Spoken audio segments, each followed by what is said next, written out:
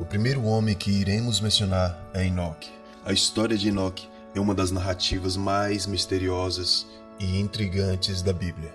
Enoque é mencionado no Antigo Testamento, no livro de Gênesis, e também é referenciado em outros textos religiosos. Sua história é notável por sua relação única com Deus e sua partida da terra sem passar pela morte física. Enoque foi um dos antigos patriarcas que viveu antes do dilúvio, uma época em que a humanidade estava se afastando da retidão moral e se entregando à maldade.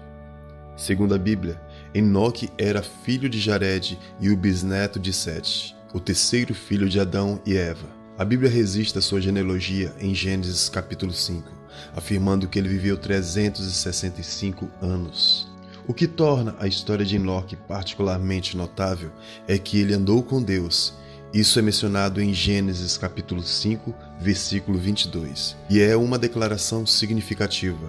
Significa que Enoque manteve uma comunhão íntima e uma relação especial com Deus, o que o distinguiu em uma época em que a humanidade estava se afastando da fé e da retidão. Em Gênesis capítulo 5, versículo 24, a Bíblia diz: Enoque andou com Deus e desapareceu, porque Deus o levou, Deus o tomou para si. Este é um dos versículos mais enigmáticos e debatidos na Bíblia. O que exatamente significa Deus o levou é motivo de especulação e interpretação ao longo da história. Alguns acreditam que Deus levou Enoque diretamente aos céus, sem que ele experimentasse a morte física. Essa interpretação sugere que Enoque foi um dos poucos indivíduos na história que experimentou uma transição direta da vida terrena para a vida eterna ao lado de Deus. Essa visão é apoiada por tradições judaicas e cristãs antigas e também é encontrada em alguns textos apócrifos, como o livro de Enoque. A história de Moisés. O segundo homem é Moisés. A história de Moisés é uma das mais icônicas e influentes da Bíblia Sagrada. Ele é uma figura central tanto no Antigo Testamento quanto na tradição judaica e é lembrado por liderar os israelitas na travessia do deserto em direção à Terra Prometida e também por receber os 10 mandamentos no Monte Sinai. Sua história abrange várias fases distintas, desde o seu nascimento até a sua morte e o mistério que a envolve. Moisés nasceu durante um período tumultuado na história de Israel. Quando os israelitas eram escravizados pelos egípcios, sua história começa no livro de Êxodo, onde é relatado que o faraó do Egito havia decretado que todos os bebês do sexo masculino nascido entre os israelitas deveriam ser mortos. A mãe de Moisés, Joquebede, decidiu escondê-lo para salvá-lo da morte. Ela o colocou em uma cesta e o colocou nas águas do rio Nilo. Foi nesse momento que Deus interveio de maneira notável.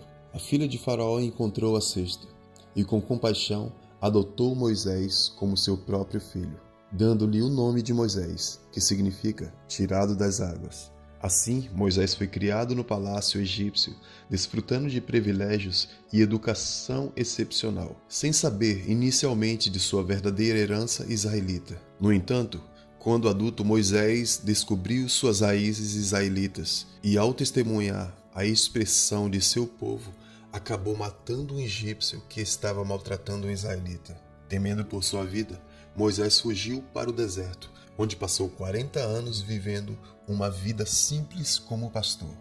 Durante esse tempo, ele se casou com Zípora e teve 2 filhos, Gerson e Eliezer. Foi no deserto de Midian, enquanto Moisés pastoreava o rebanho do seu sogro Jetro, que ele teve um encontro sobrenatural com Deus. No Monte Sinai, Deus apareceu a Moisés em uma sarça ardente, que não se consumia nesse momento. Deus o chamou para liderar os israelitas para fora da escravidão no Egito e conduzi-los à Terra Prometida. O nascimento de Jacó é um evento crucial na narrativa bíblica, que tem implicações profundas na história do povo de Israel. A história de Jacó está intrinsecamente ligada à questão da primogenitura e à forma com que essa tradição cultural e religiosa influenciou sua vida e a vida de sua família. Jacó e seu irmão gêmeo Esaú foram filhos de Isaque e Rebeca. A gravidez de Rebeca foi marcada por dificuldades e por uma revelação divina sobre o destino dos gêmeos que ela carregava. Essa revelação é encontrada em Gênesis capítulo 25 e 22. Os filhos se empurravam dentro dela, e ela disse: "Se é assim, por que estou viva?" Então foi consultar o Senhor, que lhe respondeu: "Duas nações estão dentro do seu ventre. 2 povos, a partir de suas entranhas, se separarão. Um será mais forte que o outro, e o mais velho servirá ao mais novo." Esta revelação divina é fundamental para entender a importância da primogenitura na história de Jacó e Esaú. Na cultura antiga, o filho mais velho geralmente recebia uma parte maior da herança do pai e era considerado o líder espiritual e social da família.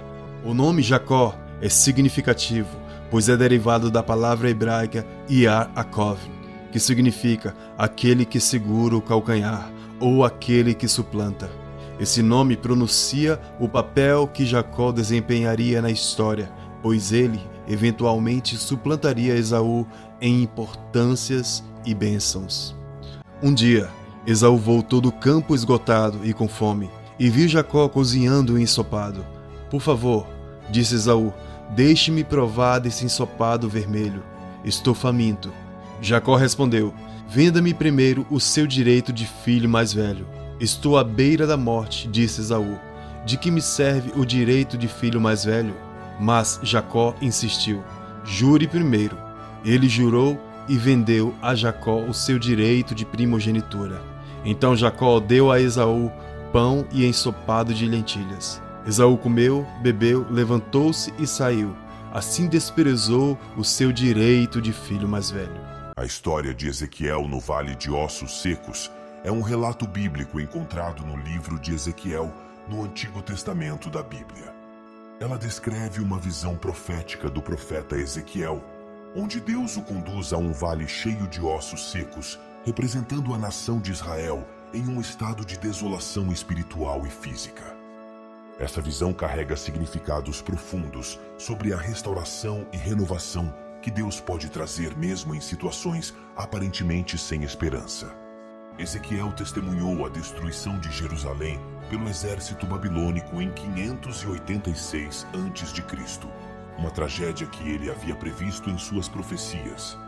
Após essa devastação, suas mensagens começaram a se voltar para a restauração e a esperança de uma nova aliança entre Deus e Israel. Ezequiel foi um profeta fiel que cumpriu sua missão mesmo em situações difíceis. Sua obediência a Deus e sua disposição de transmitir mensagens impopulares fizeram dele um exemplo de integridade e coragem. Sua vida e ministério deixaram um legado duradouro de ensinamentos espirituais e insights sobre a natureza de Deus, a responsabilidade humana e a esperança em meio às adversidades. Em resumo, Ezequiel foi um profeta e sacerdote que viveu durante o exílio babilônico e cujo ministério foi caracterizado por visões poderosas e ações simbólicas. Sua vida e mensagens destacam a importância do arrependimento, da responsabilidade individual e da esperança em Deus, mesmo em tempos difíceis.